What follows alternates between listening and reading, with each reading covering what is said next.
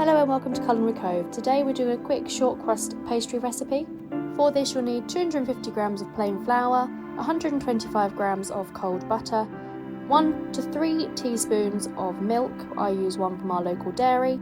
You may not use all your milk throughout the recipe, so therefore 1 to 3 is just giving you more than enough. So first things first, we are going to put our cold butter into our flour and we are going to combine until they become a fine breadcrumb. This can take a while, I would say probably around 5 to 10 minutes, so you will have to be patient, and obviously it will involve getting your hands in and mucky. It's best to have cold butter at this stage and therefore it doesn't stick to your fingers as much. If you have warm butter, then obviously it's going to be melting and sticking to you far more. As you can see, the breadcrumbs are coming together. We're getting to the point where we are going to add our milk. As I said, we may not use all of it, so you want to combine it slowly and bit by bit, so just until it all comes together. It needs to be a firm ball.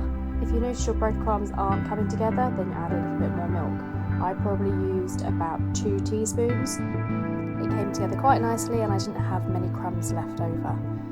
Once they've all been combined, you can take it out of your bowl, pop it on a floured surface. This will help it stop sticking to the work surface when you knead it out. The kneading process probably only takes 2 to 3 minutes, and you just want to knead it so that it's a completely smooth ball. As you can see, I use the palm of my hand and the base of my hand to move it around the work surface, making sure it's all covered in flour and not sticky. After about 2 to 3 minutes, I've got the texture I desire.